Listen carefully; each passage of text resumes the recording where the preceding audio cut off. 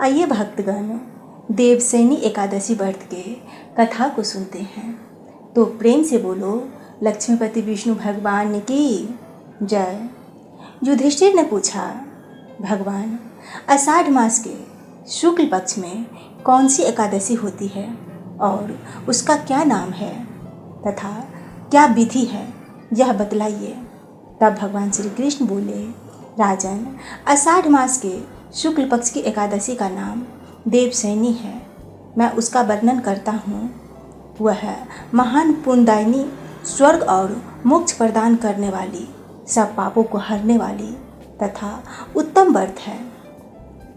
आषाढ़ मास के शुक्ल पक्ष में देवशयनी एकादशी के दिन जिन्होंने कमल पुष्प से कमल लोचन भगवान विष्णु का पूजन तथा एकादशी का उत्तम व्रत किया है, उन्हें तीनों लोक और तीनों सनातन देवताओं का पूजन कर लिया है।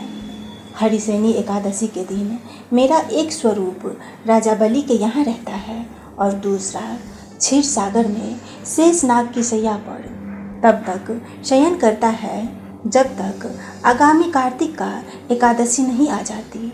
अतः आषाढ़ मास जब शुक्ल पक्ष की एकादशी से लेकर कार्तिक मास की शुक्ल पक्ष की एकादशी तक मनुष्य को भली भांति धर्म का आचरण करना चाहिए। जो मनुष्य इस व्रत का अनुष्ठान करता है वह परम गति को प्राप्त होता है। इस कारण यत्नपूर्ण इस एकादशी व्रत का नियम करना चाहिए।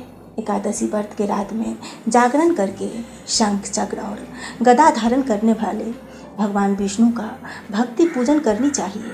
ऐसा करने वाले पुरुष के पुण्य की गणना करने में चतुर्मुख ब्रह्मा जी भी असमर्थ है।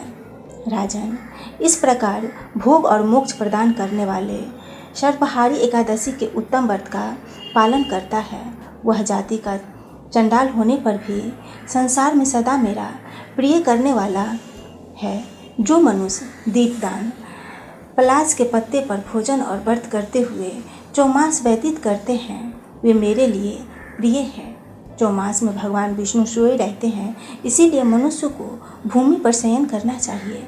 सावन में साग, भादों में दही, कुआर में दूध और कार्तिक में दाल का त्याग कर देना चाहिए।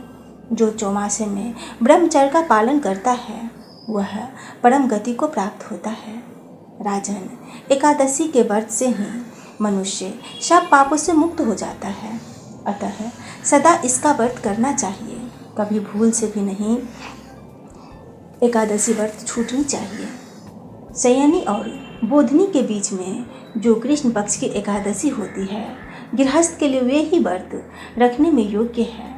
अन्य मासों की कृष्ण पक्ष एकादशी गृहस्थ के लिए योग्य नहीं होती। शुक्ल पक्ष की सभी एकादशी करनी चाहिए।